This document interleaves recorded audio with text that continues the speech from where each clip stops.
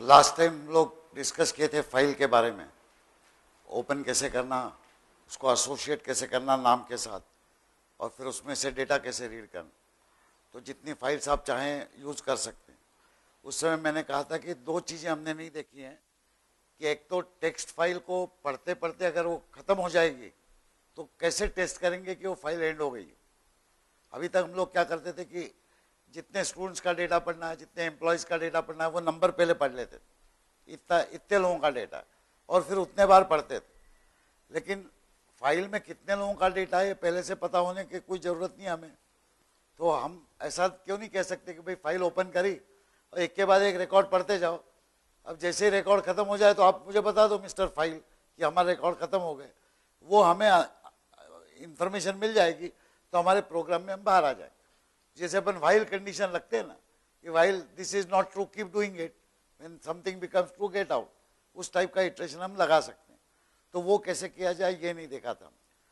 दूसरा हमने क्या नहीं देखा था कि फाइल को अगर डायरेक्टली एक्सेस करना है किसी रिकॉर्ड तो क्या कर सकते हैं।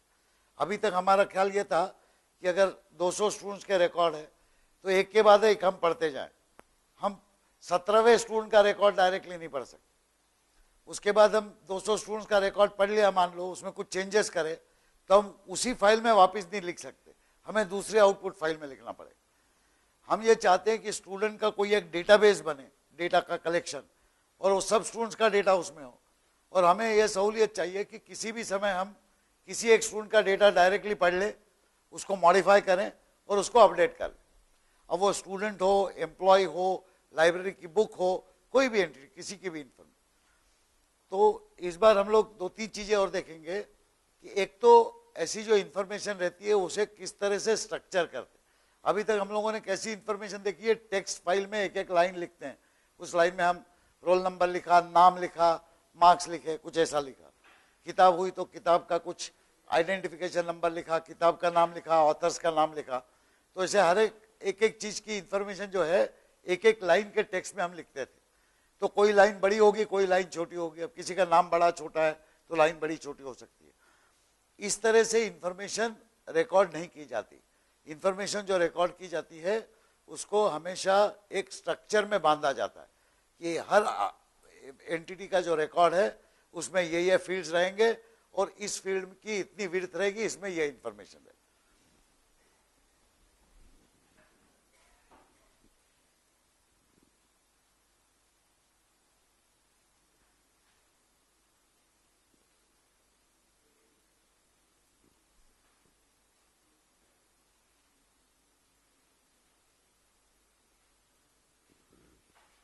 किसी भी इंफॉर्मेशन को किस तरह से ऑर्गेनाइज करते हैं फाइल में या हमारे प्रोग्राम में, ये देखना जरूरी।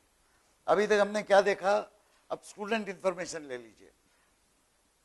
अश्यूम कर लीजिए कि रोल नंबर जो जिस यूनिवर्सिटी के लिए हम स्टूडेंट इंफॉर्मेशन सिस्टम बना रहे हैं उसमें 4 डिजिट के रोल नंबर, तो 4 डिजिट के इंटीजर वैल्यूज, मैंने कोई भी इंट वैल्यू हो जाएगी तो रोल में काम आ जाएगी।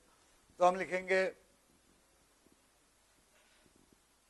इंट रोल, तो ये रोल नाम का एक वेरिएबल बन जाएगा, उसमें कोई भी नंबर आ सकता है, 4 डिजिट का इंटीजर नंबर भी आ सकता है। उसके बाद हमें उसका नाम लिखना है, स्टूडेंट का मान लीजिए। तो स्टूडेंट का नाम के लिए हम किस तरह से डिक्लेरेशन करेंगे,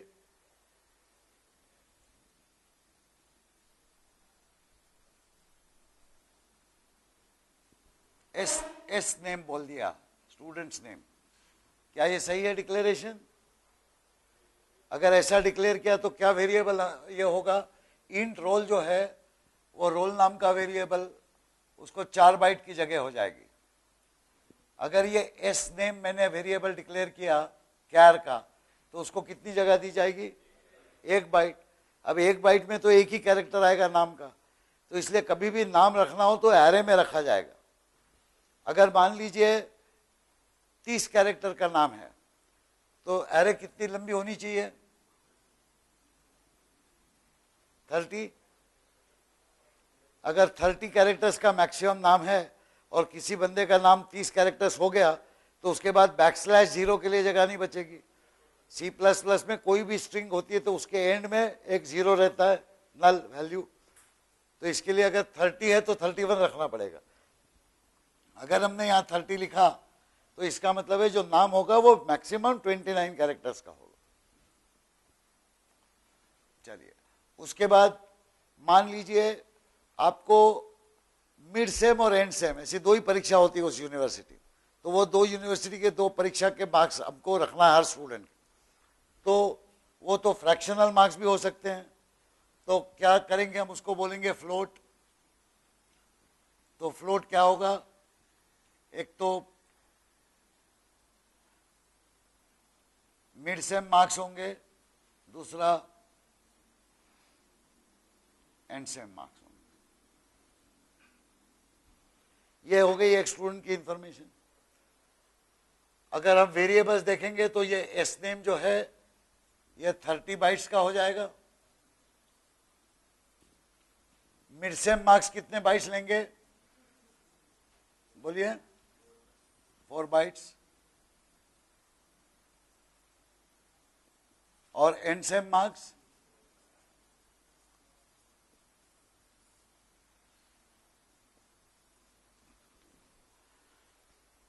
अब ये जो हमने लिखा है यहाँ पे, ये हमारे हिसाब से स्टूडेंट की पूरी इंफॉर्मेशन आ जाएगी। स्टूडेंट की बहुत सारी इंफॉर्मेशन हो सकती है। स्टूडेंट की डेट ऑफ बर्थ होगी, स्टूडेंट कौन से हॉस्टल में रह रहा है वो होगा। अगर ऐसी चीजें होती गई तो हम इसको और लंबी फेरिस्त बना सकते हैं, उसको इंटीजर, फ्लोटिंग पॉइंट, कैरेक्टर जो भी है डिफाइन कर सकते हैं। इसमें दिक्कत यह है कि एक स्टूडेंट की जो इंफॉर्मेशन है वो हमारे प्रोग्राम में एक जगह हमें नहीं मिलती है। कहीं तो भी हमने डिक्लेयर किया है रोल, कहीं तो भी नाम, कहीं तो भी मिड सेम, एंड सेम, ये अलग अलग हिज्जे पुर्जे है उसमें। और प्रोग्राम पढ़ने वाले को ये कभी समझ में नहीं आएगा कि ये सभी की सभी चीजें एक स्टूडेंट से ताल्लुक रखती हैं। ये नहीं हम पता कर सकते ये सभी चीजें स्टूडेंट की है, कैसे पता चलेगा, क्योंकि हमारे इधर और भी वेरिएबल होंगे। इंट रोल होगा, के होगा, एन होगा, आई होगा। उसी तरह कैरेक्टर एरे है तो इसमें हमारी और भी कुछ हो सकती है। वर्ड 80 होगा, कुछ और एक कैरेक्टर होगा सी। उसी तरह से फ्लोटिंग पॉइंट और भी वेरिएबल्स हो सकते हैं, एक्स, वाई। ये मैं जानबूझ के इसलिए लिख रहा हूं कि बड़े प्रोग्राम में ऐसे वेरिएबल्स और एरेज होना नेचुरल है। अब ये सब प्रोग्राम आप लिखेंगे तो आपको भी कैसे पता चलेगा कि इसमें से कौन सी चीजें स्टूडेंट की इंफॉर्मेशन है और कौन सी चीजें दूसरी है। तो ये एक तो पता हमको चलना चाहिए लॉजिकली कंपोनेंट्स क्या क्या है स्टूडेंट इंफॉर्मेशन के, और दूसरा उस कंपोनेंट को हम इकट्ठा अगर किसी तरह रख सके तो हम ये भी कह सकते हैं कि हमें 50 स्टूडेंट्स की इंफॉर्मेशन रखनी है, तो एक एरे में ये सब की सब इंफॉर्मेशन रखो 50 एलिमेंट।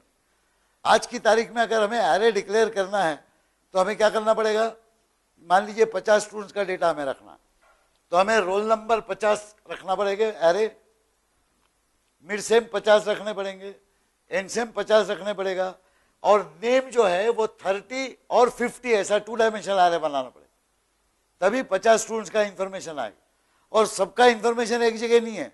अगर हमें रोल नंबर चाहिए तो वो ऊपर वाली एरे में निकालो, अगर हमें मार्क्स चाहिए उस स्टूडेंट के तो मान लीजिए उस एरे में उसका रोल नंबर जो है 5वीं जगह पे है, तो इसमें से 5वां एलिमेंट पढ़ो। यानी अलग अलग हिज्जे पुर्जे अलग अलग हो गए। इनको इकट्ठा करने का एक तरीका है C++ में, उसको बोलते हैं स्ट्रक्चर्स। इसी चीज को अगर हमने एक स्ट्रक्चर बना दिया, अब ये देखिए स्ट्रक्चर्स की डेफिनेशन, ये लेक्चर आप बाद में जरूर देखिएगा, ये मूडल पे है। तो देखिए क्या लिखा है, we often need to access and process different pieces of information related to same entity. यानी एक ही एंटिटी, एंटिटी यानी कोई भी ऑब्जेक्ट, स्टूडेंट एक एंटिटी है, बुक एक एंटिटी है, व्हीकल एक एंटिटी है। इस एंटिटी के जितने भी इंफॉर्मेशन है वो हमें इकट्ठा रखना चाहते हैं। तो जैसे फर्ज कीजिए एक स्टूडेंट है, उसका रोल नंबर है, नाम है, बैच है, मार्क्स है, ये सब इनको बोलते हैं स्टूडेंट के एट्रीब्यूट।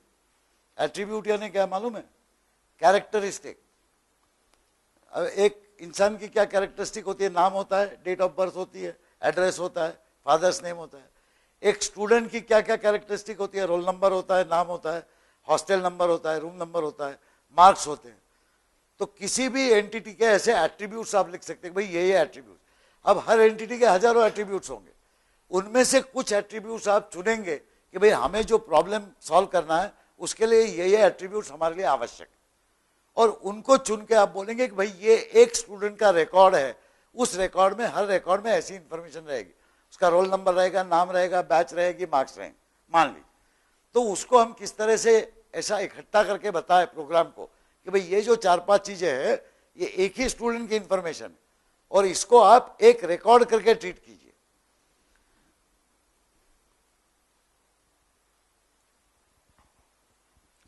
अभी आज तक हम लोग टेक्स्ट फाइल करते रहे, text file containing students data. Last time भी देखा था हमने किस तरह से टेक्स्ट फाइल हम बनाएंगे।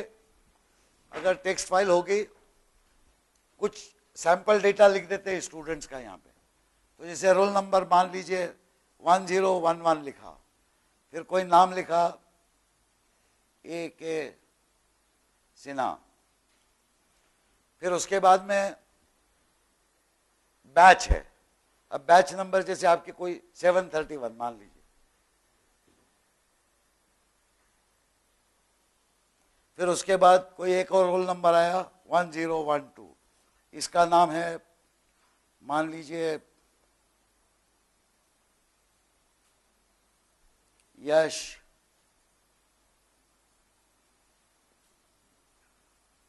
साल सिंगीकर, बड़ा नाम हो गया, इसका बैच है मान लीजिए 432। एक दूसरा स्टूडेंट है 1014, उसका नाम है कुछ तो भी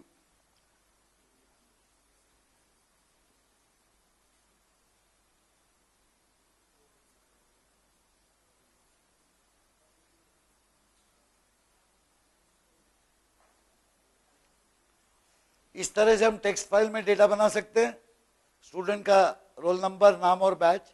अब इसमें देखिए क्या होता है, इसमें 3 इंफॉर्मेशन है, एक तो रोल नंबर है, एक नाम है और एक बैच नंबर। इसको बोलते हैं फील्ड्स, और हर लाइन जो है वो लाइन हो जाती है एक रिकॉर्ड। ये नॉमेनक्लेचर आप याद रखें, जिंदगी भर ये नाम आप सुनते रहेंगे।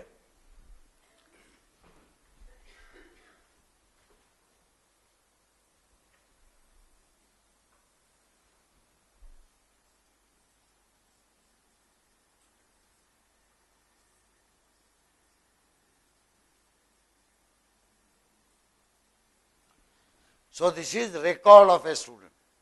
अपने फाइल सिस्टम देखिए, फाइलों में रखते हैं, एक एक फॉर्म में एक एक स्टूडेंट की इंफॉर्मेशन भर के रखते हैं। उस फाइल को बोलेंगे स्टूडेंट मास्टर फाइल और स्टूडेंट इंफॉर्मेशन फाइल, और हर एक जो पेज रहेगा उसको बोलेंगे स्टूडेंट रिकॉर्ड। एक पेज ये रोल नंबर का, एक पेज ये रोल नंबर का, एक रोल। अब वो जो फॉर्म रहेगा उसमें जनरली ऐसे अलग अलग हिज्जे रहेंगे, एट्रीब्यूट वैल्यू। तो ये जो है इन चीजों को बोला जाता है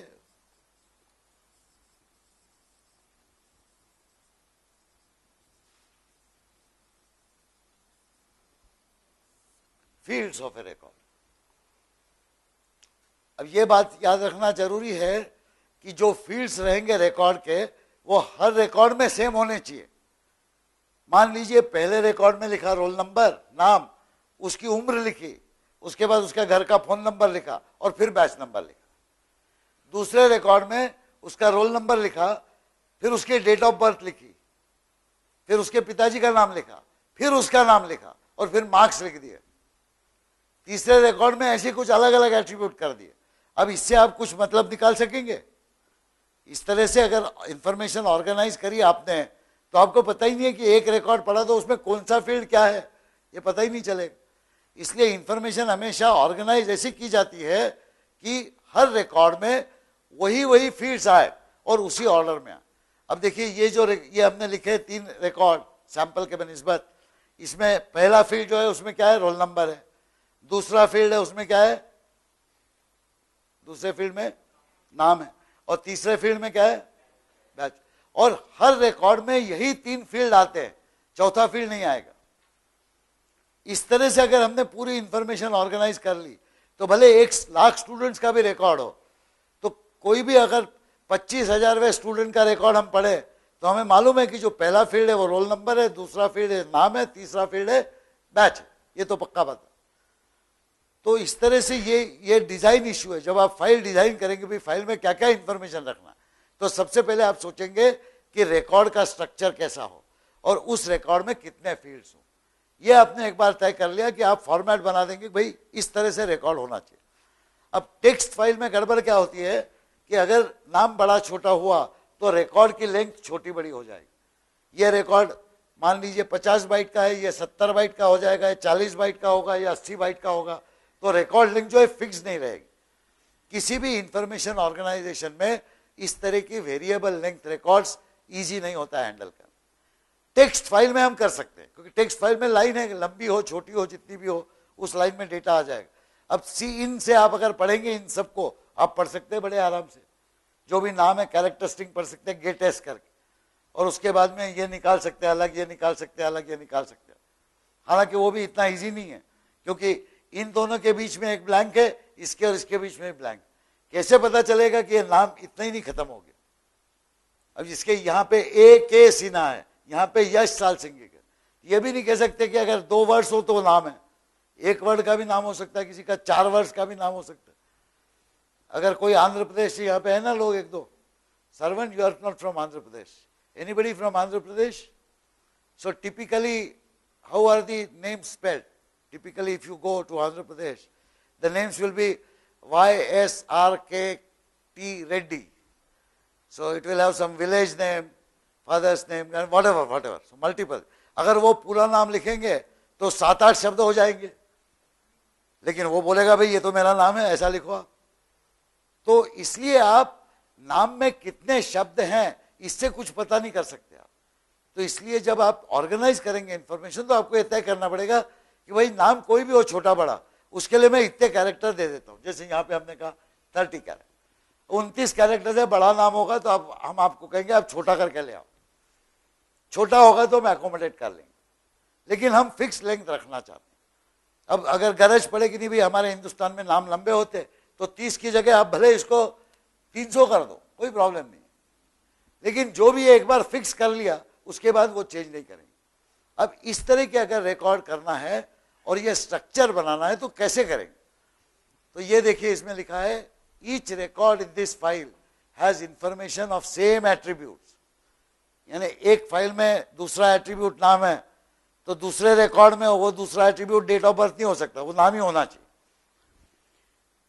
इसको बोलते हैं मेटा डेटा। मेटा डेटा यानी रिकॉर्ड का नाम क्या है और फील्ड का नाम क्या है, एट्रीब्यूट का नाम। अब जैसे एट्रीब्यूट का नाम है यहां पर, इस फील्ड का क्या नाम है रोल नंबर, इस फील्ड का क्या नाम है एस नेम, इस फील्ड का क्या नाम है बैच, ये नाम हुए एट्रीब्यूट्स। तो ये एट्रीब्यूट से पूरा इंफॉर्मेशन जाना जाता है, तो इसलिए इसको बोलते हैं Meta data, data about data.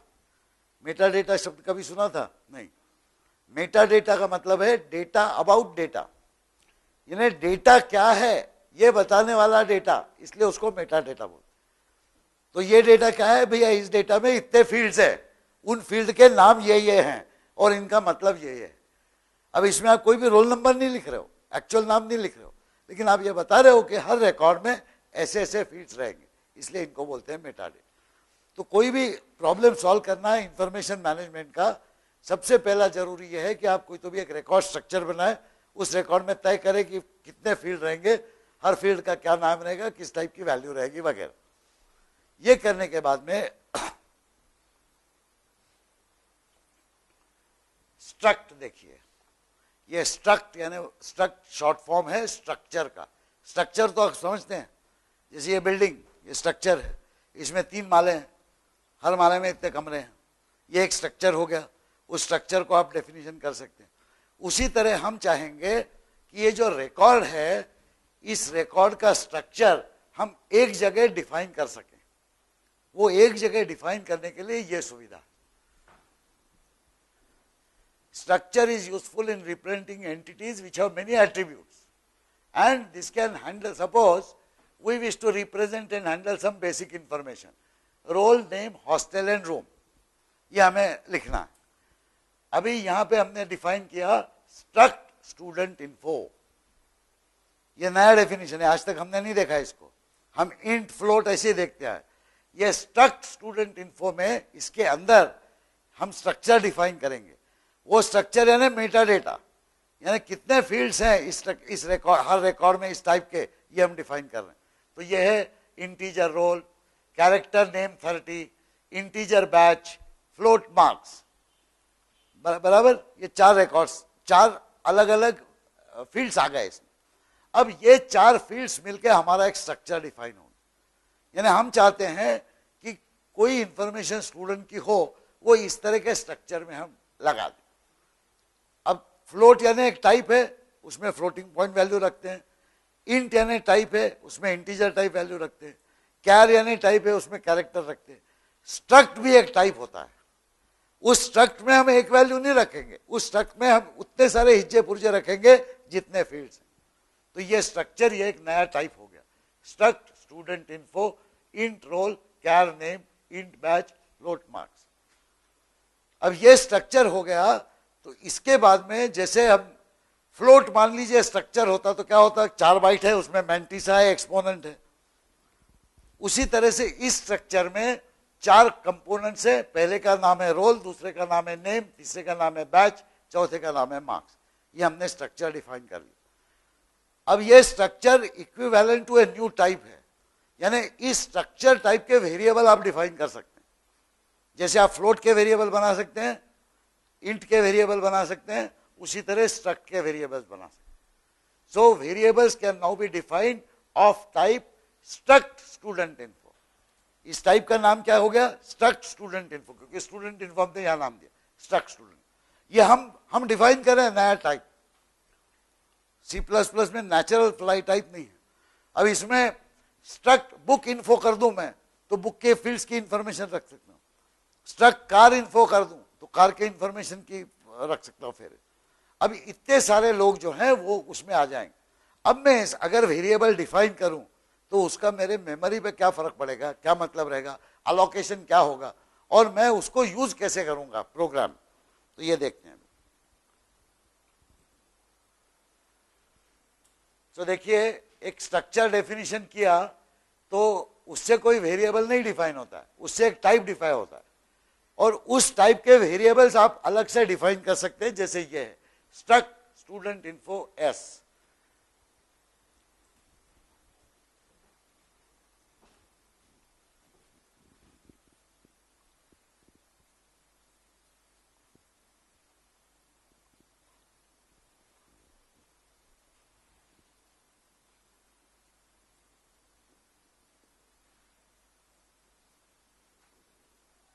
क्या क्या कंपोनेंट्स लिखे थे आपको याद है इसमें, बोलिए। इंट रोल, कैर नेम 30, फिर क्या था, बैच था, बैच क्या था, इंटीजर था। अच्छा, और क्या था,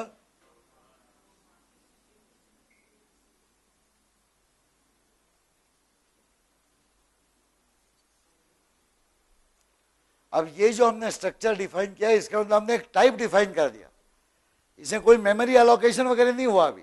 ये हमने C++ को बता दिया कि जैसे हमारे इंटीजर वेरिएबल होंगे, फ्लोटिंग पॉइंट वेरिएबल होंगे, उसी तरह से स्ट्रक्चर टाइप के वेरिएबल भी हम बनाएंगे, और इस स्ट्रक्चर का नाम है स्टूडेंट इन्फो। अब जैसे हम हमारे प्रोग्राम में इंट रोल, कैर एसनेम, फ्लोट मिडसेम लिखते हैं, उसी तरह हम यहां लिख सकते हैं स्ट्रक्ट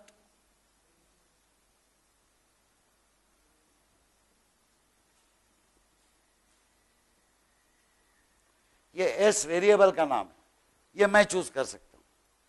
तो जैसे इंट के बोलने से क्या होता है, के को मेमोरी अलोकेट हो जाती है 4 बाइट की, और उसको हम समझते कि इंटीजर हो गया, और उसके ऊपर हम इंटीजर ऑपरेशन कर सकते हैं। उसी तरह से जब हम ये लिखेंगे तो कंपाइलर जो है वो एस नाम के वेरिएबल को मेमोरी अलोकेट कर देगा, और उसको ये समझ लेगा कि भाई एस जो नाम है ये एक स्ट्रक्चर स्टूडेंट इन्फो टाइप का वेरिएबल है, यानी पूरा स्ट्रक्चर एस के अंदर समाई। अब वो मेमोरी कितनी अलोकेट करेगा एस को, 1 बाइट, 4 बाइट, 1000 बाइट, 500 बाइट, बोलिए कैसे मेमोरी अलोकेट होगी। कैसे पता चला आपको 42, 42, 44 ये नंबर कैसे आया? हाँ, देखिए, तो पहली बात तो ये समझ ले कि जब हम ऐसे डिक्लेयर करते हैं तो एस को जो मेमोरी अलोकेट हो गई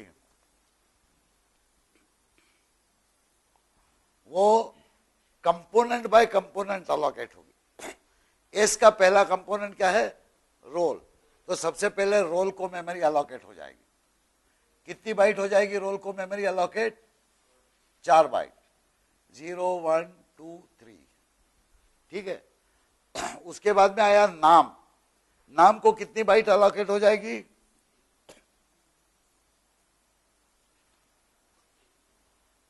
4, 5, 6, 30 बाइट्स है। तो लास्ट बाइट नंबर क्या होगा? ये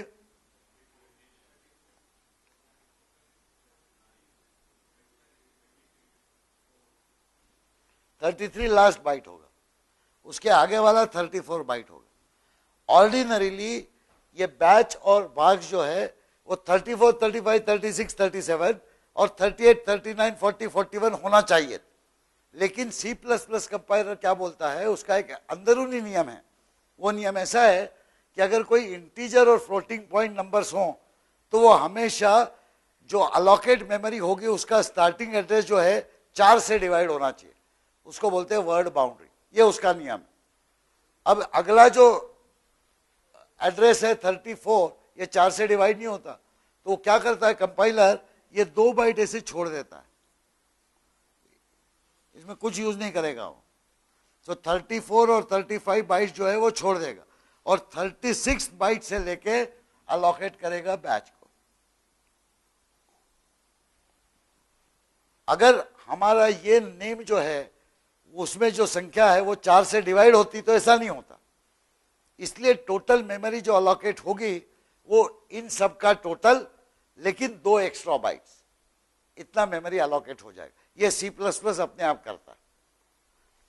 अगर कंफ्यूजन दूर रखना चाहे तो हम इसको यहाँ पे 28 कर देते हैं। 28 क्या तो कितनी बाइट्स हो जाएंगी? अब 28 तो 4 से डिवाइड होता है बराबर, तो इसकी 4, इसकी 28, इसकी 4, इसकी 4, यानी 12 + 28 टोटल 40 बाइट में बैठ जाए। अच्छा, अगर मान लीजिए हम एक वेरिएबल s की जगह हम यहाँ पे s2 नाम का एक और वेरिएबल असाइन कर देते, अब क्या होगा? s की तो ये मेमोरी हो गई और s2 की ऐसी मेमोरी और हो जाएगी अलोकेट, यानी पूरे स्ट्रक्चर के लिए उतनी मेमोरी अलोकेट कर देगा। अब थोड़ी गड़बड़ हो गई, s की मेमोरी अलोकेट हो गई तो हमने कह दिया कि भाई यहां रोल है, नाम है, बैच है और मार्क्स है। लेकिन जब s2 के लिए मेमोरी अलोकेट होगी उसमें भी यही हिज्जे पुर्जे रहेंगे। s2 स्टूडेंट जो रहेगा उसके भी रोल नंबर रहेगा, उसके भी नाम रहेगा, उसके भी मार्क्स रहेंगे, बैच रहेगी और मार्क्स रहेगा। अब हम जब प्रोग्राम लिखेंगे तो प्रोग्राम में हम ये कैसे बताएं कि भाई एस के मार्क्स को इतना बढ़ाओ या s2 का रोल नंबर हमें दो, ये अब कैसे बताएंगे?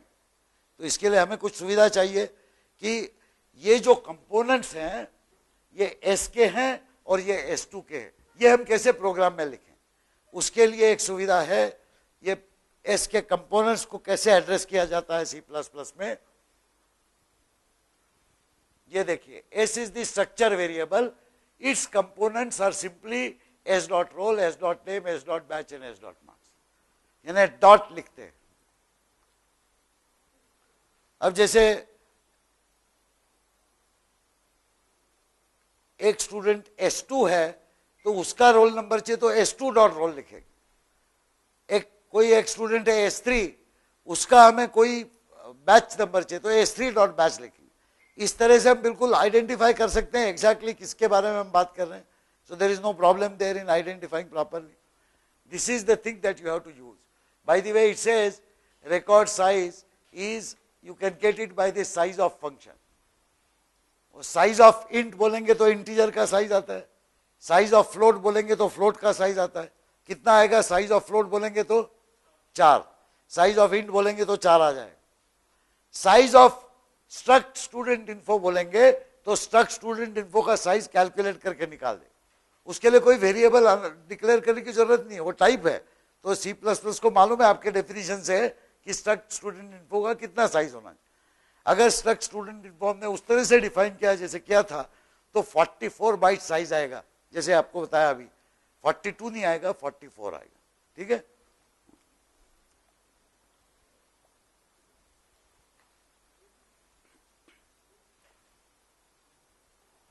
ये देखिए स्ट्रक्चर डिफाइन किया है। Struct student info int roll char name 30 int batch float marks और फिर struct student info s integer record size, ये रिकॉर्ड साइज पता कर लिया। यहां तक तो ठीक है। अब इसको यूज कैसे करें, क्या क्या किस तरह से यूज होगा।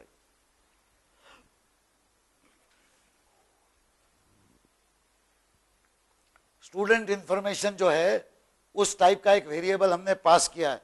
ये देखिए इसका जो फंक्शन का पैरामीटर नॉर्मली फ्लोट मार्क्स लिखते, इंट एक्स लिखते, इसके जगह स्ट्रक्ट स्टूडेंट इन्फो एस लिखा है। यानी जो पैरामीटर इसको दिया जाएगा वो पूरा का पूरा ये स्ट्रक्चर भेजा जाएगा पैरामीटर, या तो ये भेजा जाएगा, ये भेजा जाएगा।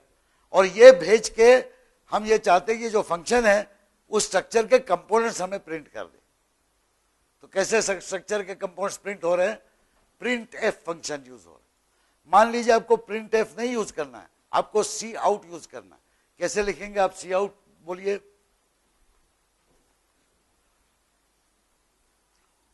सी आउट ग्रेटर ग्रेटर गुड, यानी लोग जग रहे हैं। लेस लेस, आगे क्या लिखूंगा मैं, S dot roll less less S dot name. अब इसमें यह गड़बड़ यह है कि एस डॉट रोल जैसे ही खत्म हो जाएगा एस डॉट नेम चालू हो जाएगा, एक दूसरे को चिपक के लोग आ जाएंगे। यहां पे नहीं होगा क्योंकि यहां पे मैं 5D लिखने के बाद एक ब्लैंक लिख रहा हूं, यहां 30S लिखने के बाद एक ब्लैंक लिख रहा हूं, तो ब्लैंक अपने आप आ जाएगा प्रिंट एफ में। सी आउट में वैसे नहीं आता है। सी आउट में ब्लैंक डालना हो तो मुझे क्या करना पड़ेगा, ऐसे डबल कोट में ब्लैंक लिखना पड़ेगा, फिर less less S dot name, फिर उसके बाद लेस लेस, फिर ब्लैंक, फिर उसके बाद less less S dot batch.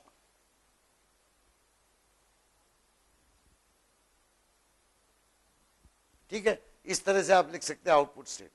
ये मैंने एक फंक्शन डिफाइन किया है। मेरा मेन प्रोग्राम अगर इस फंक्शन को कॉल करेगा और उसको पैरामीटर अगर स्ट्रक्चर भेजेगा, स्ट्रक्चर टाइप का वेरिएबल भेजेगा, उस वेरिएबल के अलग अलग हिस्से पुर्जे टाइप कर देगा। अब देखिए आगे ये प्रोग्राम क्या कर रहा है। ये थोड़ा फाइल का रिव्यू है, इसको पढ़िए और समझिए, मुझे बताइए समझ में आ गया कि नहीं है। क्या बोल रहे हैं ये फाइल इज रिगार्डेड। अब तक तो आपको इतनी अंग्रेजी आ गई होगी, नहीं आई? You can understand this? What does it say? A file is regarded as collection of bytes stored outside the main memory, typically on a disk. यानी फाइल डिस्क पे स्टोर हो जाती। Persistent storage of information. ये persistent difficult word है। Persistent का मतलब बोलो। हाँ? Continuity is one way. Continuity in what sense? Continuation होता है अधूरा छोड़ गया तो उससे आगे बढ़ाना, तो एग्जैक्टली वो मतलब नहीं है। हालांकि परसिस्टेंट हिंदी में बताइए क्या होगा? हाँ,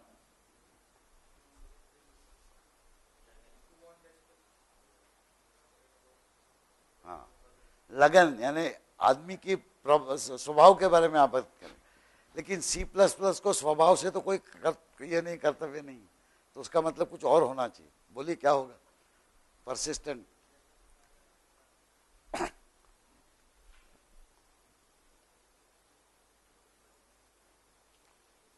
अच्छा, मैं आपको एग्जांपल देता हूं। कोई इंफॉर्मेशन आपको बताई, आपने मुंह जबानी सुनी, आपने याद रख ली, वही इंफॉर्मेशन मैंने इनको बताई, इन्होंने कागज में लिख लिया। 2 महीने के बाद में मैंने आपसे पूछा, भाई आपको 2 महीने पहले क्या बताया था, क्या वो इंफॉर्मेशन गारंटीड रहेगी आपके दिमाग में? जरूरी नहीं। इनको पूछा, इनके भी दिमाग से बात होती, कब बताया था आपने? उस तारीख को। पेज खोला, ये इंफॉर्मेशन, यानी वो इंफॉर्मेशन परसिस्टेंट हुई। परसिस्टेंट यानी जो हमेशा रहती है, गायब नहीं होती, परमानेंट। परसिस्टेंट का उल्टा क्या होगा इंफॉर्मेशन के सिलसिले में? वोलाटाइल। वोलाटाइल यानी भाप बन गई। So volatile information and persistent information. अब हम जो कंप्यूटर में वेरिएबल वगैरह डिफाइन करते हैं ना, उसमें हम इंफॉर्मेशन फाइल से पढ़ के या इनपुट देते हैं, रोल नंबर दिया, नाम दिया, वो मेमोरी में चली गई, उसमें आपने प्रोसेस कर लिया, और उसके बाद आपने बोल दिया रिटर्न 0। उसके बाद दूसरा प्रोग्राम चालू कर दिया, तीसरा प्रोग्राम रन किया। फिर शाम को आप जाके फिर से उस कंप्यूटर को पूछोगे कि भाई मैंने 2 घंटे पहले एक रोल नंबर दिया था, उसके मार्क्स बताओ, पता चलेगा? नहीं, क्योंकि जो इंफॉर्मेशन आपने कंप्यूटर के मेमोरी में रखी है वो वोलाटाइल है, वो भाप बन के उड़ गई, प्रोग्राम खत्म हुआ था। और जाहिर है कि कोई भी इंपॉर्टेंट इंफॉर्मेशन आप ऐसे वोलाटाइल नहीं रख सकते, इसीलिए लोगों ने कागज का इजाद किया, पेंसिल का इजाद किया, लिख के रखते हैं। तो जो पेपर स्टोरेज है, it is a persistent storage. अब परसिस्टेंट की भी कैटेगरी होती है, कितने साल तक परसिस्टेंट रहेगा स्टोरेज? नोटबुक में आपने लिखा, कितने साल तक परसिस्टेंट रहेगा? चलिए सोचिए। ये आप किस तरह से बता सकते हैं? आप खाली इससे बता सकते हैं कि आपने पुरानी से पुरानी कौन सी नोटबुक देखी है जिसमें इंफॉर्मेशन आप अभी भी पढ़ सकते हैं। शायद आपके पेरेंट्स की नोटबुक देखी होंगी, ग्रैंड पेरेंट्स की देखी होंगी, ग्रेट ग्रैंड पेरेंट्स की देखी है क्या? 100 साल पहले की नोटबुक देखी है? नहीं। अक्सर जो परसिस्टेंस जो है वो हम परमानेंट बोलते हैं, लेकिन हमारे आपके जिंदगी में परमानेंट रहे तो हमारे हिसाब से परमानेंट, हमारे बाप दादा या बच्चों के जमाने में परसिस्टेंट हो, ये जरूरी नहीं है हमें लगता है, लेकिन कुछ इंफॉर्मेशन तो उससे भी ज्यादा परसिस्टेंट होनी चाहिए। बैंक अकाउंट आपने खोला, आप IIT से पास हो गए, नौकरी ज्वाइन करी, बैंक अकाउंट खोला, और नौकरी करते गए, हर साल पैसे जमा के रखते गए, आपके बच्चे बड़े हुए, आप रिटायर हो गए, और 10-15 साल के बाद आप मर खप गए। आपके बच्चे हैं, बच्चों को आपने बोला कि भाई मेरे अकाउंट में मैंने पैसे जमा किए, वो गए बैंक में। अगर वो बोले कि भाई हमारी नोटबुक तो चली गई, अभी हमारे पास कोई हिसाब किताब नहीं, चलेगा आपको? नहीं चलेगा। तो बैंकों के जो लेजर बुक होते थे पहले, वो लेजर बुक में वो लिख के रखते थे, वो लेजर बुक बाउंड करके रखे थे, 100-100 साल तक चलते थे, अभी भी रजिस्टर होते हो, इस तरह से होते। प्रिंटेड बुक्स की परसिस्टेंट ज्यादा रहती है, प्रिंटेड बुक 200 साल पुरानी भी अभी आप मिल सकते। सबसे परसिस्टेंट चीजें अगर आप हिंदुस्तान में देखेंगे तो भूर्ज पत्र होता था, उसमें लिखते थे पुराने समय। वाल्मीकि रामायण ऐसे लिखी गई, पत्तों को सुखा के उसके ऊपर लिखते थे। चीनी लोगों ने इजाद किया था पेपर टेक्नोलॉजी, उसके पहले लिखते। 4000 साल पहले की लिखावट कहां मिलेगी आपको? हाँ, कहां? पत्थर, नो, पत्थर पे ठोक के जो बनाते थे वो इंफॉर्मेशन इतने जल्दी गायब नहीं होती। भूर्ज पत्र की स्याही भी निकल जाएगी, लेकिन पत्थरों पे खोदा हुआ, इसीलिए सम्राट अशोक के जो एडिक्ट्स है, आज भी आप सांची चले जाओ, सिलोन चले जाओ, अभी भी मिलेंगे आप। तो ये परसिस्टेंट, सॉरी मैं डाइग्रेशन कर रहा हूं, लेकिन ये इंपॉर्टेंट है आपको समझना, इंफॉर्मेशन की लॉन्गेविटी। अब ये कंप्यूटर के सिलसिले में हमें क्या ख्याल रखना चाहिए? हमें ये ख्याल रखना चाहिए कि जब भी हम इंफॉर्मेशन को कंप्यूटर्स में रखते हैं तो हमें परसिस्टेंट स्टोरेज इस हिसाब से चाहिए, 50 साल, 100 साल, 10,000 साल तक इंफॉर्मेशन रहे, कभी भी हम चाहे। कंप्यूटर की जो मेमोरी है वो सबसे बेकार चीज है परसिस्टेंट के बाद। वो मेमोरी में प्रोग्राम खत्म हुआ कि नहीं हुआ, मेमोरी की सब वॉश आउट हो गई, वो बिल्कुल नॉन परसिस्टेंट। इसलिए कंप्यूटर के लिहाज से परसिस्टेंट इंफॉर्मेशन हम कैसे रखें? हर बार हम लिखना या टाइप करना नहीं चाहते, इसीलिए डिस्क फाइल है। अब आप देखिए, आपने जब शुरू किया था कोर्स, तब से आपकी जो डिस्क में आपने जो फाइल बनाई है prog1.cpp, वो अभी भी है, अगले साल भी रहेगी जब तक कोई डिलीट नहीं कर देता उसको। तो इसलिए डिस्क के ऊपर जो इंफॉर्मेशन रहती है उसको बोलते हैं परसिस्टेंट इंफॉर्मेशन। कंप्यूटर के मेमोरी में रहती है उसको बोलते हैं वोलाटाइल, बेकार। ठीक है, तो ये परसिस्टेंट इंफॉर्मेशन के लिए हम डिस्क यूज करते हैं। अच्छा, जो डिस्क पे फाइल्स रहती है उसको ऑपरेटिंग सिस्टम मैनेज करती है, हम लोग नहीं मैनेज करते। यह डिस्क का मैंने चित्र बनाया है, इसमें जैसे student info dot D prog1.cbp something.txt ये आप फाइल बनाते हैं ना, तो ये फाइल जो बनाते हैं ये डिस्क में जो रखते हैं वो ऑपरेटिंग सिस्टम मैनेज करती है, आपका प्रोग्राम नहीं मैनेज करता। इसीलिए उसको नाम जो रहते हैं सब डायरेक्टरी के नाम रहते हैं, इसीलिए आप उबुंटू पढ़ते हैं, ls pwd cd ये सब स्टेटमेंट जो है ऑपरेटिंग सिस्टम के। अभी a new file can be created, data can be written to it, data can be retrieved from any existing file। ये हमने लास्ट टाइम देखा था, हम एक कोई फाइल बनी है तो उसमें से डेटा पढ़ सकते हैं, अगर किसी फाइल में लिखना चाहे तो नई फाइल बना के लिख सकते हैं। And data can be modified in an existing file, ये हमने नहीं देखा। एक फाइल है उसमें डेटा रखा हुआ है, हम उसमें से कुछ भी 15 बाइट निकाल के उसकी जगह दूसरा 15 बाइट लिख सकते हैं। ये फैसिलिटी डिस्क में होती है, और वो किस तरह से होती है ये हमें अभी देखना। हर फाइल की प्रॉपर्टीज रहती है, उसका एक नाम रहता है, एक्सटेंशन रहता है, पाथ रहता है, परमिशन रहती है, साइज रहता है। परमिशन जानते हैं क्या होते हैं? परमिशन यानी आप रीड कर सकते हैं कि नहीं, आप राइट कर सकते हैं कि नहीं, इस टाइप की परमिशन, ये सब ऑपरेटिंग सिस्टम मैनेज करते हैं। अभी C++ treats a file as a large array of bytes. This is very important from a programming perspective. C++ के हिसाब से कोई फाइल आप फाइल स्टार fp करके डिक्लेयर करेंगे तो वो डिस्क पे जो फाइल होगी उसका लॉजिकल, उसका जो इमेज बनाएगा वो रहेगा array of characters, array of bytes, 0th byte, first byte, second byte, third byte, कितनी bytes? 10 lakh bytes, 50 lakh byte, जो भी साइज होगा। सो 0 to size -1 नाम की एक कैर एरे आपको मिल गई, एक फाइल बना दी आपने। बस वो नॉर्मल एरे नहीं रहेगी, वो फाइल रहेगी, लेकिन उसमें जो पोजीशनिंग है, जो इंडेक्सिंग है, वो 0 से चालू होगा, 1 2 इस तरह से जाएगा, और लास्ट जो बाइट रहेगी वो रहेगी साइज -1। अगर टोटल साइज बाइट्स हैं उसमें तो 0 और साइज -1 बाइट्स रहेंगे। ऐसी एक एरे आपको डिस्क में मिल गई, बनी बनाई। अब एरे की क्या प्रॉपर्टी है? एरे की प्रॉपर्टी में आप बोल सकते हैं go to ith location and get me the value, और put this value in jth position. i और j के आपने नंबर दे दिए, उस एरे के लोकेशन में या तो वैल्यू चली जाएगी या निकल आएगी। उसी तरीके से करीब करीब हम डिस्क में कोई भी बाइट पढ़ सकते हैं और किसी भी बाइट में कुछ भी लिख सकते हैं, और इस फैसिलिटी को बोलते हैं डायरेक्ट एक्सेस। यानी जैसी तरह एरे के एलिमेंट आप डायरेक्टली एक्सेस कर सकते हैं, उसी तरह एक डिस्क फाइल में आप एलिमेंट्स डायरेक्टली एक्सेस कर सकते हैं। अब एक थोड़ा सा फर्क है कि डिस्क की फाइल में से रिकॉर्ड पढ़ने को और लिखने को समय ज्यादा लगता है।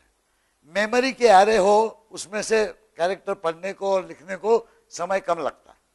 ये कम और ज्यादा में आपको कुछ अंदाज है कितना कम और कितना ज्यादा हो सकता है? हम समय की बात कर रहे हैं, कंप्यूटेशन टाइम। तो अगर ये लिखा टू एक्सेस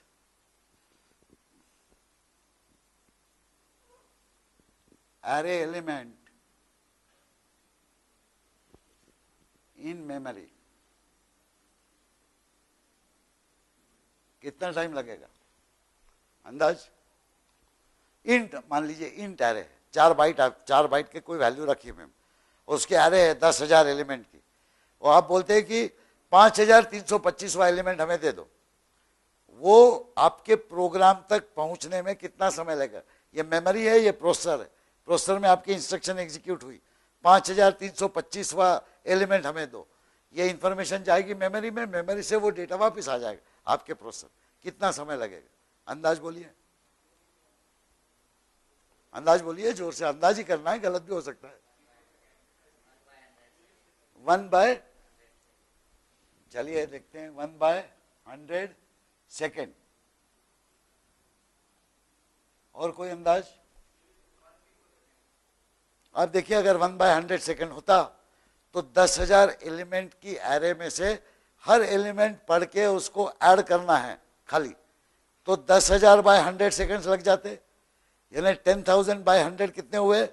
100 सेकेंड हुए। और या 1,000 100 सेकेंड यानी करीब करीब 1.5 मिनट से ज्यादा। तो आप 10,000 एलिमेंट के एरे का सम करने को आप 1.5 मिनट बैठे रहोगे वहां पे? अच्छा, मान लीजिए सॉर्ट करना है 10,000 एलिमेंट के, तो n स्क्वायर हो गया प्रोपोर्शन, यानी 10,000 इंटू 10,000 डिवाइडेड बाय 100 इतने सेकंड।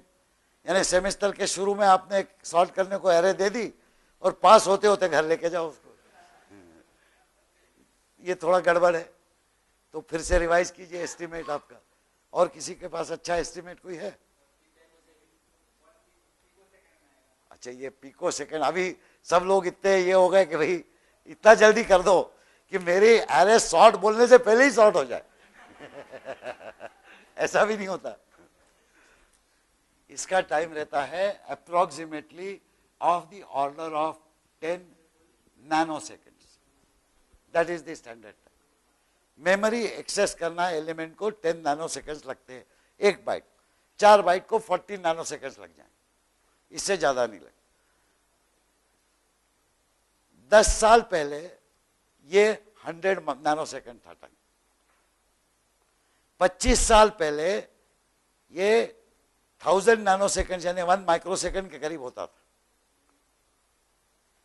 जब मैं यहां पे स्टूडेंट करके आया था तो उस समय जो एक 37 बिट कंप्यूटर था यहां पे, उसका access time used to be of the order of 200 micro seconds. 200 micro second और 10 नैनो सेकेंड, देखिए कितना फर्क पड़ गया। और जैसे जैसे हम आगे जा रहे हैं वैसे वैसे स्पीड बढ़ती जा रही। पिको सेकेंड तो थोड़ा मुश्किल है, लेकिन 1 nano second, 1/10 of nano second तक स्पीड पहुंच सकती है अगले 10-20 साल, ये उम्मीद। इसके कंपैरिजन में आप डिस्क देखिए। To access disk file element, इसको भी मैं एलिमेंट ही बोल रहा हूं, यानी कोई भी एक बाइट। आपने बोल दिया 425वीं बाइट मुझे दे दो, तो वो 425वीं बाइट, पहले तो काम देखिए क्या, आपका प्रोग्राम जो है डायरेक्टली डिस्क पे नहीं जा सकता।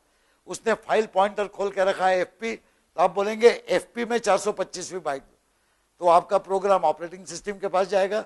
ऑपरेटिंग सिस्टम फिर डिस्क पे जाएगी, डिस्क में से उस फाइल में ढूंढेगी और वो लाके देगी। कितना समय लगेगा अंदाज? Micro second. डिस्क कैसे चलती है, आपने कभी सोचा है इसके बारे में? कैसे चलती है डिस्क? गोल गोल घूमती है। फ्लॉपी डिस्क तो देखी होगी, सीडी देखी है आपने, वो सीडी तो गोल गोल घूमती है। अब मैं एक आप यहां पे चित्र बनाता हूं।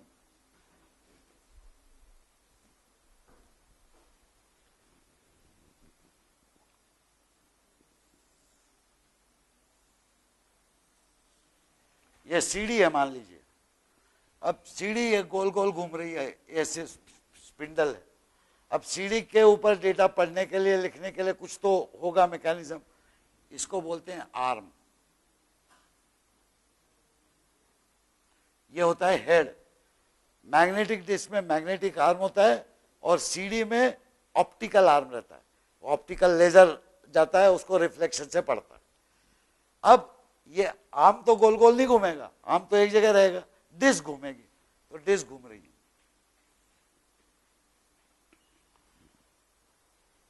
ये डिस्क में खाली यहीं पे रिकॉर्ड लिखा होगा ऐसा नहीं, कहीं भी लिखा जा सकता है।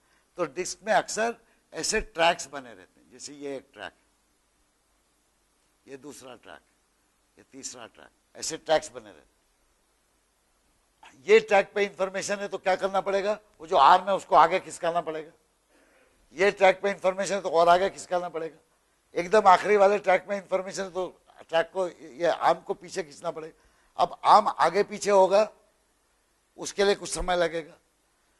इस समय को बोलते हैं सीक टाइम। सीक का मतलब होता है अंग्रेजी में चाहना। मैं चाहता हूं कि 25वें ट्रैक की इंफॉर्मेशन पढूं, मैं चाहता हूं 50वें ट्रैक की इंफॉर्मेशन पढूं। So I seek, so I have to move the arm forward और बैकवर्ड। मैकेनिकल मूवमेंट है, नैनो सेकंड में तो नहीं होगा, उसको कुछ समय लगे। चलिए मान लीजिए कि ये सीक टाइम जो भी है हमने लगा के उसको यहां पे ले आए। अब इस ट्रैक पे हमें इंफॉर्मेशन पड़ी, मान लीजिए ये इंफॉर्मेशन जो है वो यहां पर है। अब ये इंफॉर्मेशन हमें पढ़ना है तो कितना टाइम हमें रुकना पड़ेगा? जब तक ये डिस्क घूमते घूमते इसके अंदर नहीं आ जाए, नीचे नहीं आ जाए, कितना समय लगेगा? अगर हमें डिस्क की घूमने की स्पीड मालूम है तो हम पता कर सकते हैं। कोई भी डिस्क, मैकेनिकल डिस्क जो घूमती है उसका रोटेशनल स्पीड कैसे मेजर करेंगे आप? So many revolutions per minute, RPM. आपने वर्कशॉप किया है, लेथ मशीन देखी है, आरपीएम क्या रहता है जनरली मोटर्स का या किसी भी चीज का? कितने आरपीएम पे घूमती है? आप सब लोग इंजीनियर्स प्रोफेशनल्स बनने वाले हो तो अंदाज तो होना चाहिए।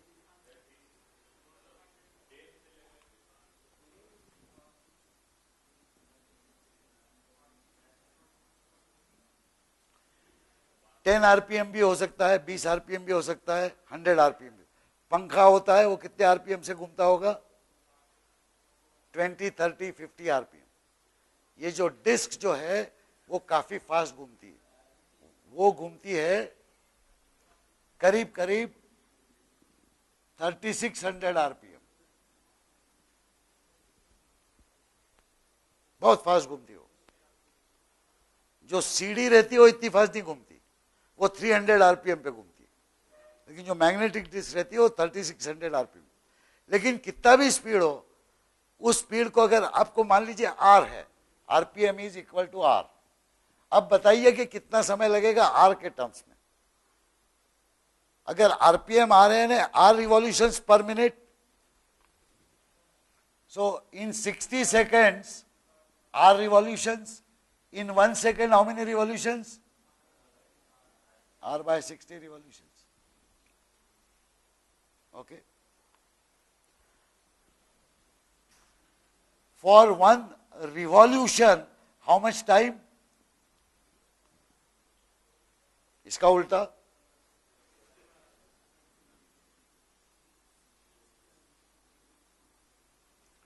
सिक्सटी बाय आर सेकेंड्स में एक पूरा रिवॉल्यूशन होगा।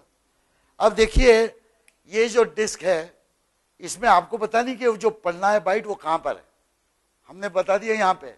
हो सकता है कि वो बिल्कुल यहां पे हो। अगर यहां पे और इस डिस्क ऐसी घूम रही है तो फटाक से आपके इसके नीचे आ जाएगी। अगर आपका नसीब खराब हुआ तो वो यहां पे होगी, अगर यहां पे हुई तो पूरा घूम के आएगी वापस, यानी एक रिवॉल्यूशन लग जाएगा। या तो 0 रिवॉल्यूशन लगेगा या 1 रिवॉल्यूशन लगेगा। ऑन एन एवरेज कितना लगना चाहिए? Half revolution. रैंडमली हमें मालूम नहीं। तो इसलिए कोई भी इंफॉर्मेशन के पास पहुंचने के लिए रोटेशनल डिले जो है वो हाफ रिवॉल्यूशन का करीब होएगा। हाफ रिवॉल्यूशन को कितना टाइम लगेगा? 60/2R, इतना लगेगा।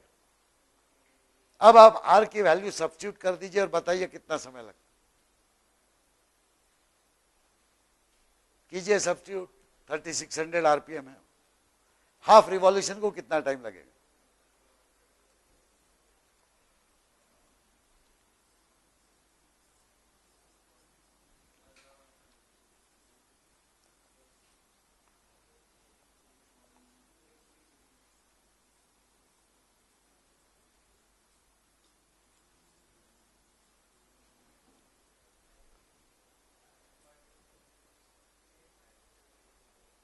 कितना हुआ?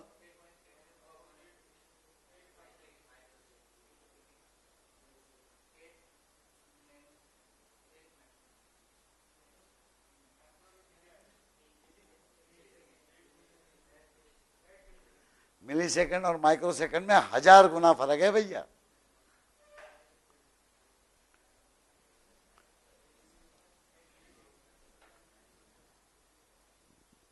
एक 1000 मिली सेकंड का 1 सेकंड होता है और 1000 माइक्रो सेकंड का 1 मिली सेकंड होता है। तो कितने मिली सेकेंड हुए? अप्रोक्सीमेटली 8 मिली सेकेंड।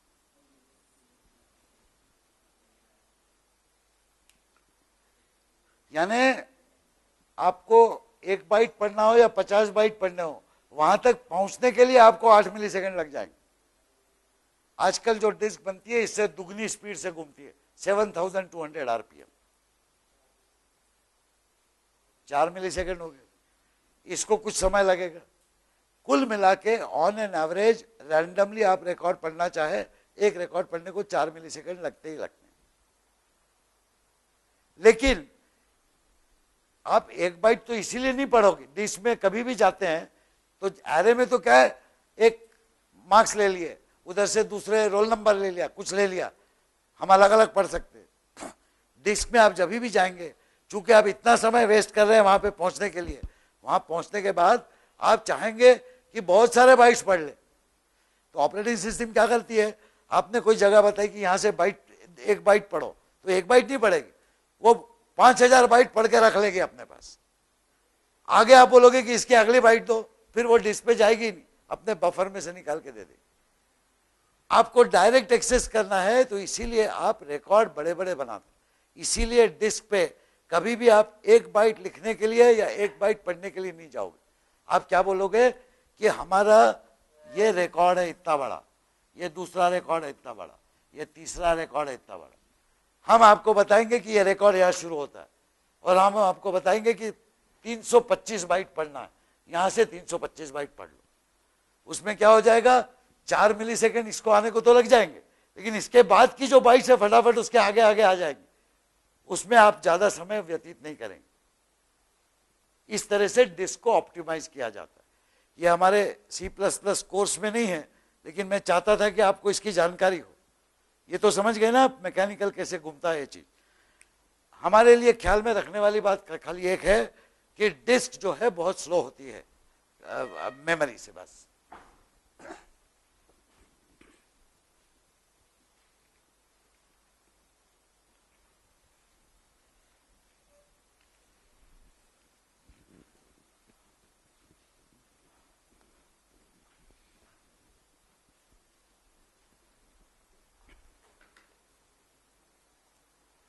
अब यहां पे लिखिए कैसे किस टाइप का डेटा रखते हैं। तो फाइल में कंटेंट टेक्स्ट फाइल, ये तो हमने देखा है टेक्स्ट फाइल कैसे होती है। इट में contain encoded data, that is binary file.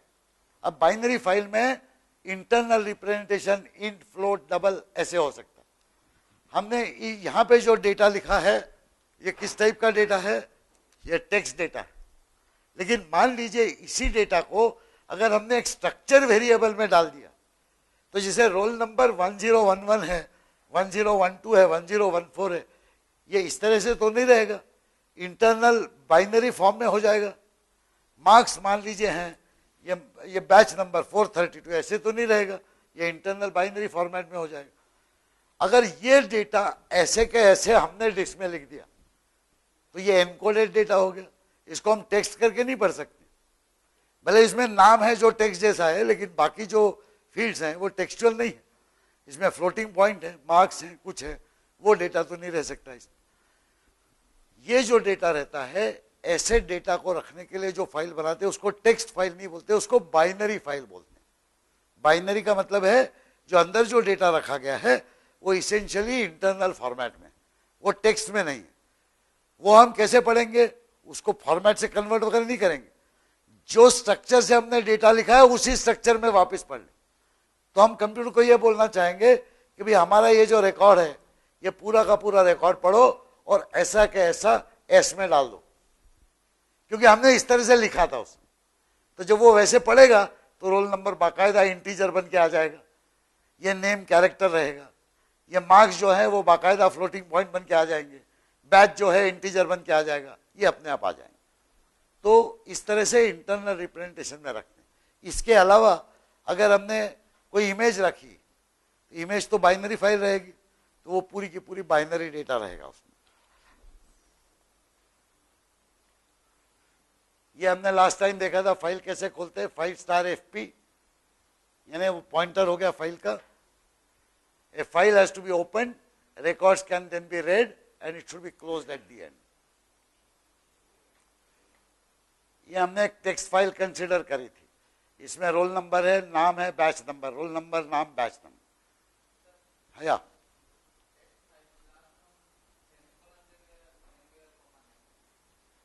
किसमें?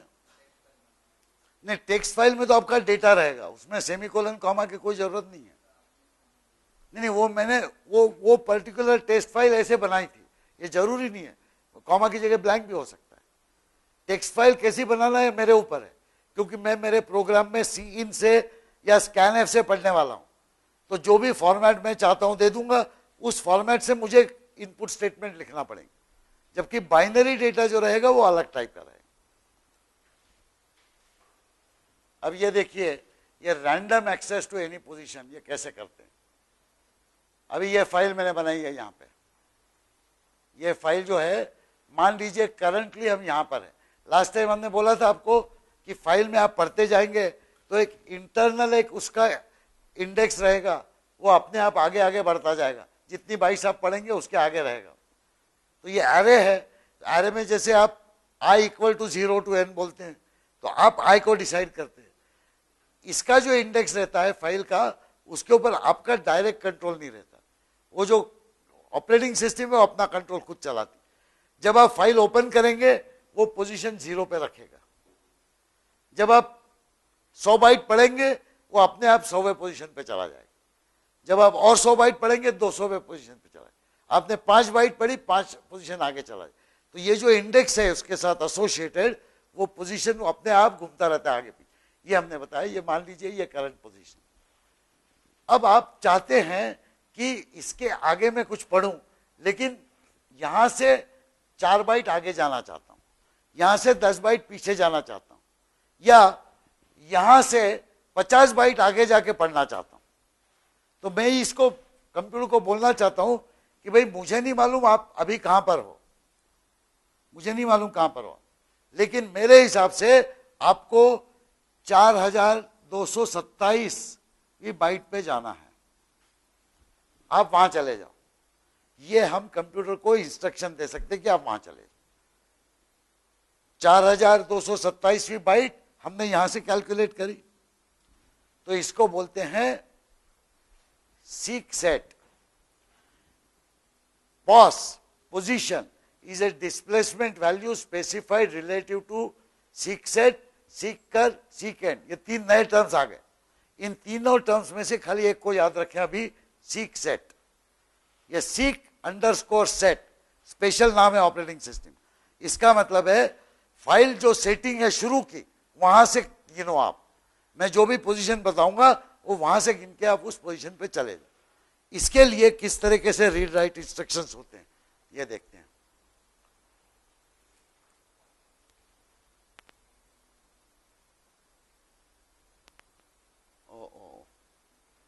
फाइल ही खत्म हो गई।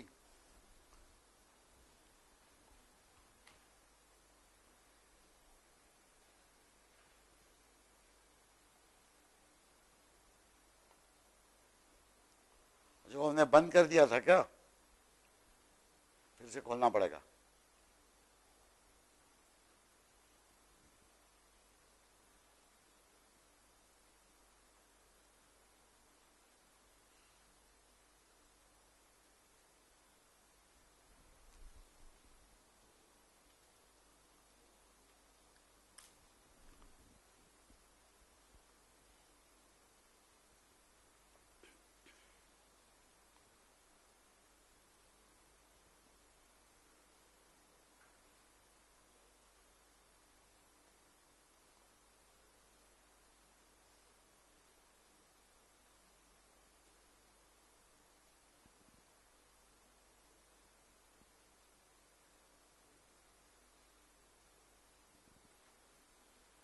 हमारे यार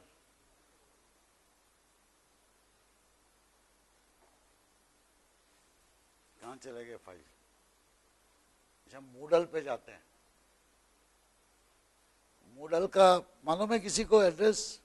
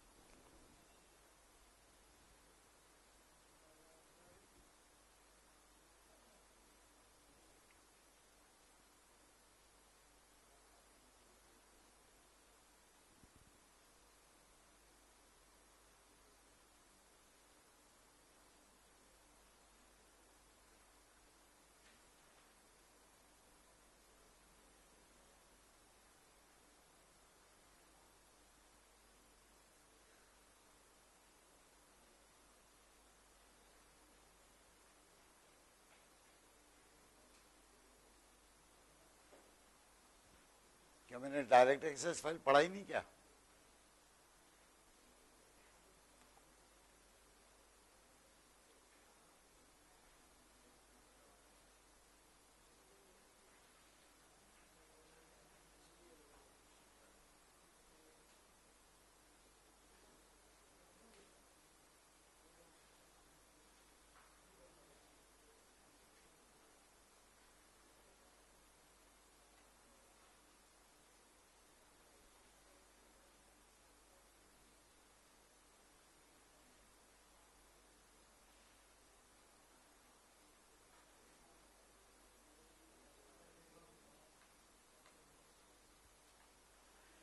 ये हैंडआउट देखा है आपने?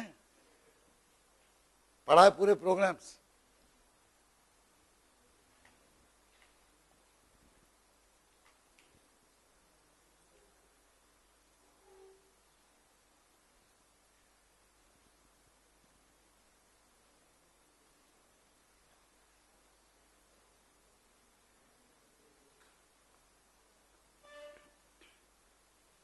ये सब आपको मालूम है? नहीं मालूम? ये मैंने हैंडआउट आपको दिया था, रखा है कहीं? लाए आज? एक दो लोग लाए।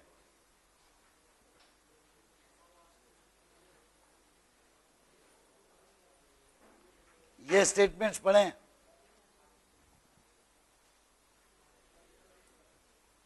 ठीक है, आज के दिन में मैं आपको काम देने वाला हूं, क्योंकि मुझे और प्रोजेक्ट के बारे में डिस्कस करना है।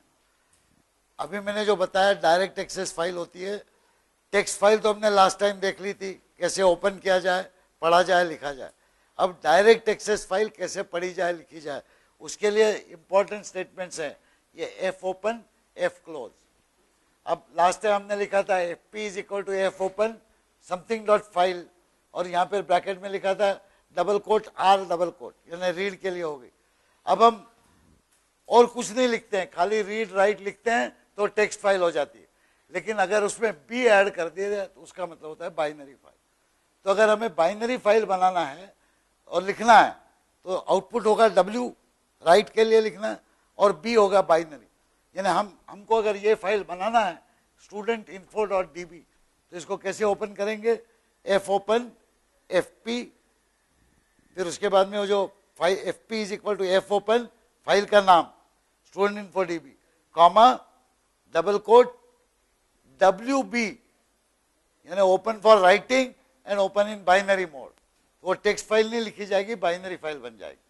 उसके बाद आप लिखते चले जाए। जो लिखने के लिए जो है स्टेटमेंट वो है एफ राइट। ये एफ राइट का ये कंसेप्ट है, ये एफ रीड ये कंसेप्ट है। मैं चाहूंगा कि आप इसको पढ़ें, और इसके अलावा वो फाइल हैंडलिंग का एक असाइनमेंट, लैब असाइनमेंट है डायरेक्ट एक्सेस फाइल में लिखने के लिए, पढ़ने के लिए। कुछ प्रोग्राम्स मूडल पे रखे हुए हैं, वो प्रोग्राम ढूंढ के पढ़िए आप। I will still teach you this by taking an example, but you have to read that first and come prepared. This is not correct, that you are not reading everything. So not only the file handout which I gave you, but also the programs which are there on the Moodle. ये देखिए आप special batch है, लेकिन हम सबकी चाह ये है कि आप नॉर्मल बैच के साथ आ जाए। अभी जो मिड सेम मेकअप एग्जाम दिया आपने, सबके साथ दिया था। मेकअप क्विज एग्जाम जो दिया वो भी सबके साथ दिया आपने। अच्छे भले जो भी मार्क्स आए आप सबसे कंपेयर कर रहे। अब जो काम जो करना है प्रोजेक्ट का, उसमें भी आपका कंपेरेबल काम होना चाहिए। इसलिए आपके लैब असाइनमेंट्स और लैब जो हैं वो ठीक से होने चाहिए। अब इस सिलसिले में मैं 5 मिनट बात करूंगा, then I will close this. You are already divided into 4 batches, 5, that is 711, 712, 721, 722। सब बैच के लोग हैं आज? ओके। एक और स्टूडेंट आपकी किसी एक बैच में ऐड होने वाला है जो नॉर्मल बैच का है। ही हैड एन एक्सीडेंट, उसका हाथ टूट गया था, 4 हफ्ते से हॉस्पिटल में था वो। तो वो पिछले 4 या 5 हफ्ते उसने कोई क्लास अटेंड नहीं करी। So he has fallen behind. So I have suggested that he should join for the project. उसका प्रोजेक्ट नहीं हुआ है तो प्रोजेक्ट में किसी एक बैच के साथ वो ज्वाइन होगा। वो मुझे फ्राइडे को मिलेगा, मैं उसे बताऊंगा।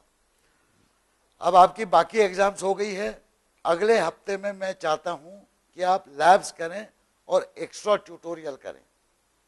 एक्स्ट्रा ट्यूटोरियल के लिए मिस्टर कार्तिक जो है हमारे टीचिंग असिस्टेंट, उन्होंने एग्री किया है कि वो कल और सैटरडे को अवेलेबल हैं। तो अगर कल रात को और सैटरडे रात को अगर आप ट्यूटोरियल करना चाहते हैं तो वो अवेलेबल रहेंगे। वो ट्यूटोरियल में आपसे प्रॉब्लम करवाएंगे। तो are you okay with that? Okay, so I want you to attend those tutorials. समय बताएं कौन सा समय ठीक रहेगा? आपको मेकअप लैब्स भी करनी है। आपकी लैब नहीं हो पाई ट्यूसडे की, वेंसडे की आज सवेरे हुई थी lab, Wednesday morning. What happened? हाँ हाँ हाँ,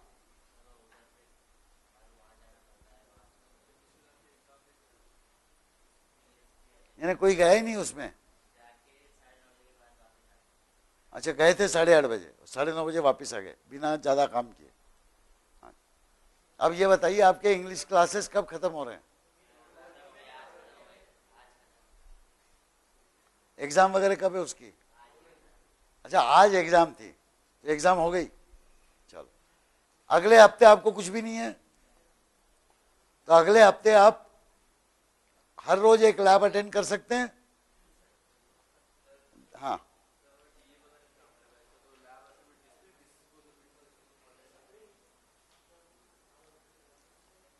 हाँ, क्या हो गया?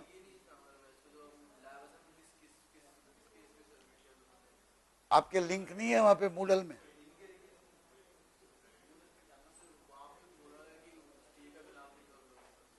हाँ, टीए का नाम नहीं है तो वो लिख दो नॉट नोन, लेकिन अपलोड क्यों नहीं कर रहे हो? हाँ हाँ, कल लैब नहीं हुआ, ठीक है। तो अच्छा, अगले हफ्ते आज मैंने मेरे टीएस से बात करी है, वो टीएस के भी एग्जाम्स हैं, लेकिन कुछ सीनियर टीए हैं उनके एग्जाम नहीं है। तो उन्होंने एग्री किया है कि अगले हफ्ते मंडे से लेके फ्राइडे तक रोज वो 2 घंटे लैब चलाएंगे आपके लिए स्पेशल। उस समय आपका टीए मौजूद नहीं रहेगा, लेकिन कोई तो भी एक टीए वहां रहेगा। और उस लैब में मैं चाहता हूं आपके जो भी बाकी बचे हुए असाइनमेंट्स है वो पूरा करें और प्रोजेक्ट करें अच्छी तरह। आपका प्रोजेक्ट अभी शुरू हुआ है, लेकिन आप अगर 5 दिन अगर लैब करोगे तो आपका प्रोजेक्ट काफी अच्छा हो जाएगा। ठीक है, उस प्रोजेक्ट के लिए मैं या तो आपके जो एग्जिस्टिंग टीए हैं उनसे बात करता हूं, उनके अगर एग्जाम होगी तो वो जो नए टीएज होंगे मैं असाइन करूंगा, उनको बता देंगे कहां कहां तक आप क्या क्या कर रहे हैं और वो आपको गाइड करेंगे। लेकिन मैं चाहता हूं अगले हफ्ते आप अच्छा, आप दिन भर फ्री हैं अगले हफ्ते में? क्योंकि मुझे अभी तक ये पता नहीं है कि लैब कब फ्री होगी। हाँ, कब? नेक्स्ट फ्राइडे को टेस्ट है, ठीक है। तो टेस्ट कब होगा, कितने बजे होगा? एक दिन भर का टेस्ट है? कौन से विषय का है भाई? फिजिक्स और मैथ्स का टेस्ट? अरे बाप, तो उसके लिए पढ़ना भी पड़ेगा आपको। वो कब पढ़ोगे? हाँ,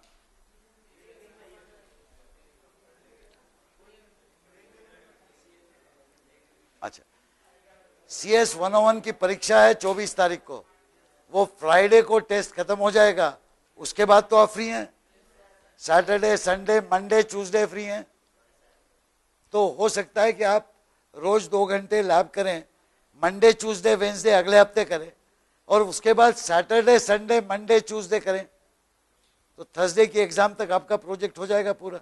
अब वो कौन से 2 घंटे लैब मिलेगी ये मुझे मालूम नहीं, ये मुझे पता चलेगा फ्राइडे मॉर्निंग। तो फ्राइडे मॉर्निंग को पता चलने के बाद मैं आपको कैसे बता पाऊंगा?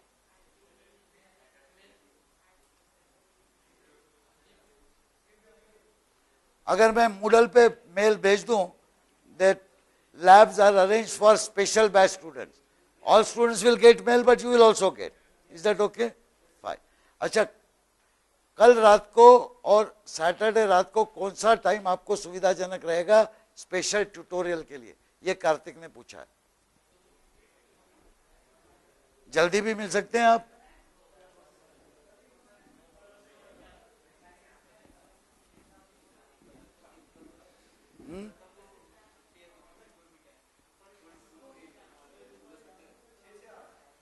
छह से आठ, but I love to ask him whether he is free.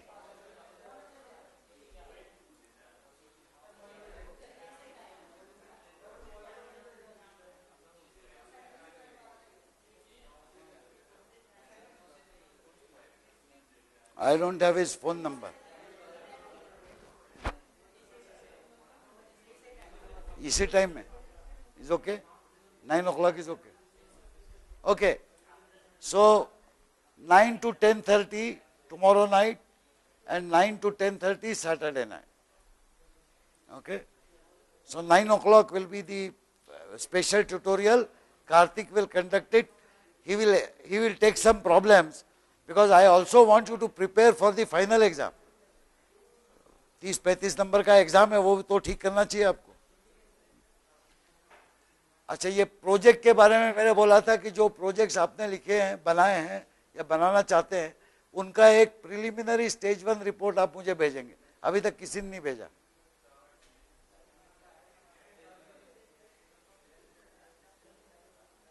बनाया किसी ने? कोऑर्डिनेटर्स कौन है? 4 कोऑर्डिनेटर्स जरा हाथ खड़े करें। 1 ये भेजने वाला है। 2 कहाँ है रिपोर्ट आपका? हाँ, अच्छा 3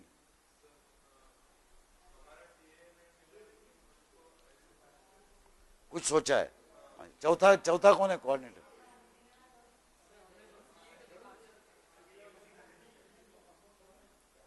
अच्छा, मैं आपको बताता हूं, चूंकि आपके टीए भी डावाडोल है और जो भी आपके अब तक टीए थे वो अपनी परीक्षा में घूमते रहेंगे, उनको अब समय नहीं रहेगा, तो आप खुद अपने टीए बन जाएं और मैं आपका सुपर टीए बनता हूं। ये प्रोजेक्ट को आगे बढ़ाने का यही एक तरीका। अब आपने अभी तक सोचा है, लिखा कुछ नहीं है। लिखा है लेकिन वो इस रिपोर्ट के फॉर्म में नहीं लिखा है। इसका कारण यह है कि इस तरह का रिपोर्ट शायद आप जिंदगी में पहली बार लिख रहे हैं। कई चीजें जिंदगी में पहली बार करनी पड़ती,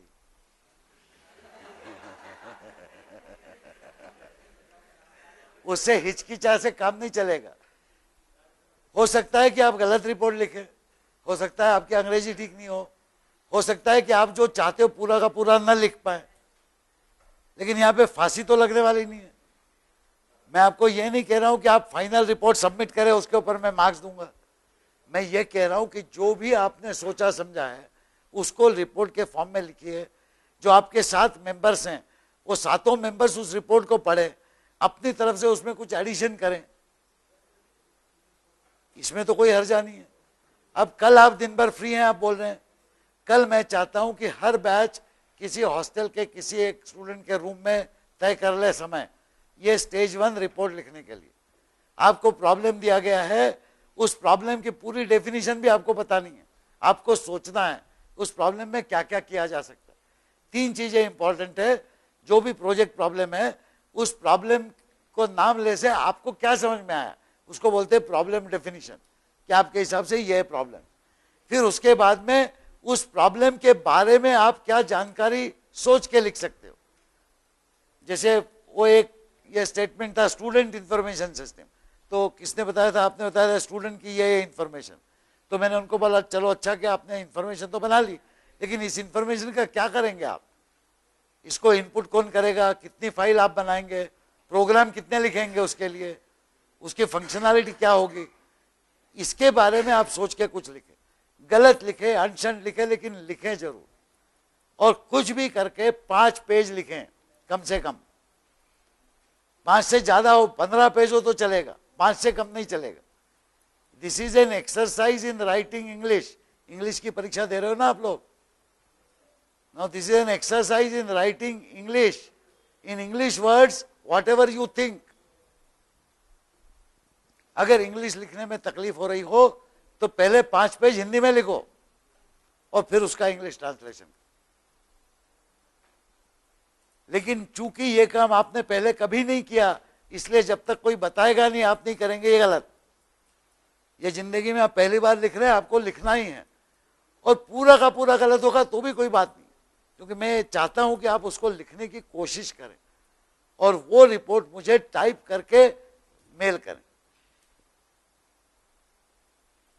अब टाइप तो आप लैब में गए बगैर नहीं कर सकते। लैपटॉप है किसी, हर बैच के पास किसी एक के पास लैपटॉप है? सबके पास है, एक एक तो है कम से कम। चलो उस लैपटॉप में और कुछ नहीं तो जी एडिट में कर दो, कोई वर्ड प्रोसेसर होगा उसमें कर दो, लेकिन टाइप करो उसको, रिपोर्ट। हो सकता है लिखने में 3 घंटे लगे, टाइप करने में 2 घंटे लगे, लगाओ 2 घंटे, करो टाइप। वो हाथ से लिखा हुआ रिपोर्ट भी रखो और वो टाइप किया हुआ रिपोर्ट भी रखो और वो लाके दो मुझे। कल शाम तो कब तक हो जाएगा आपका ये रिपोर्ट बोलिए? 4 या 5? ये you are all professionals, this vagueness is a typical Indian problem. कब तक काम हो जाएगा भैया? कल परसों हो जाएगा। अभी कल या परसों, you know what is the difference? कल इज 24 आवर्स, परसों इज 48 आवर्स, 100% डिफरेंस। ये क्या एस्टिमेशन है? Professional estimation. 2-4 दिन में हो जाएगा, कल परसों हो जाएगा, 4-5 बजे तक हो जाएगा। 4 या 5 तय करो आप, जो भी है, जो भी टाइम हो उस टाइम में हो जाना। 6 बजे, देखो होशियार आदमी उसने 1 घंटा और बफर बढ़ा। सो 6 o'clock डेडलाइन रखते हैं। आप अपने लैपटॉप से मूडल पे लॉगिन हो सकते हैं। तो हर कोऑर्डिनेटर जो है वो स्टेज 1 रिपोर्ट का ड्राफ्ट मुझे भेजेगा और लिख लीजिए, आपको अगर याद नहीं रहेगा तो। उस ड्राफ्ट रिपोर्ट में सबसे पहले आपकी टीम के members, role number, name, team का number 711712, and this is you say draft project stage 1 report. फिर उसके बाद आप लिखेंगे प्रॉब्लम नेम और प्रॉब्लम डेफिनेशन, उसमें जो भी प्रॉब्लम आपने सोचे उसके बारे में लिखें। फिर उसके बाद में उस प्रॉब्लम के बारे में आपने क्या क्या सोचा है, ये इंफॉर्मेशन लिखना है। तो जैसे अभी बात की, क्या क्या फील्ड्स रहेंगे इंफॉर्मेशन के, कहाँ कहाँ रखोगे आप, कितनी फाइल लगाओगे, किस फाइल में क्या रखोगे। फिर उसके बाद में उसको बोलेंगे आप प्रिलिमिनरी डिजाइन, यानी मेरे सिस्टम जो रहेगी उसमें इतने प्रोग्राम रहेंगे, इतने प्रोग्राम फाइल्स बनाएंगे, इतने प्रोग्राम फाइल पढ़ के उसमें से रिपोर्ट निकालेंगे, ये प्रोग्राम फाइल को अपडेट करेगा या कोई एल्गोरिथम होगा, इसको मैं डेटा को सॉर्ट करूंगा, कुछ करूंगा, जो भी मर्जी आया। इस तरह से आप वो स्टेज 1 रिपोर्ट को लिखिए। वो रिपोर्ट मैं पढ़ के मैं खुद प्रोग्राम, आपके प्रोजेक्ट में मैं खुद गाइड का काम करने वाला हूं। तो संडे को जो मेरा वाइवा है प्रोजेक्ट का ही और लोगों के साथ, उसके बाद में मेरा प्रॉब्लम यही है कि मैं सैटरडे को दिल्ली में हूं, संडे को प्रोजेक्ट रिपोर्ट है,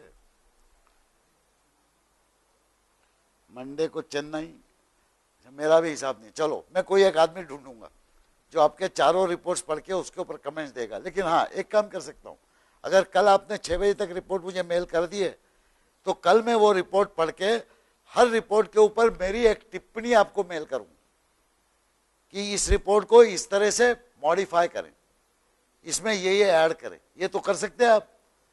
तो ईमेल से कॉरेस्पॉन्डेंस करते हैं, तो जो भी मूडल पे जिस भी लिंक से मुझे आएगी मेल, जो भी कोऑर्डिनेटर होगा वो अपना ईमेल आईडी जरूर लिख दे, उस ईमेल पे मैं ईमेल कर दूँ, ठीक है। और अगले हफ्ते में मंडे, ट्यूसडे, वेंसडे और उसके बाद सैटरडे, संडे, मंडे, ट्यूसडे, ये 7 दिन आपकी लैब होगी। और लैब के लिए मैं स्पेशल टीए लगाऊंगा वहाँ पे। उस लैब में आप पूरे असाइनमेंट कंप्लीट करेंगे अब तक नहीं हुए हों तो, और प्रोजेक्ट करेंगे पूरा। और प्रोजेक्ट आप ऐसा करेंगे कि मेन बैच के लोगों ने भी नहीं किया होगा, इतना अच्छा प्रोजेक्ट आपको बनाना चाहिए। आप मिलके काम करें तो बना सकते हैं। कोशिश ये करिए कि पूरा प्रोजेक्ट बना, ठीक है। चलो।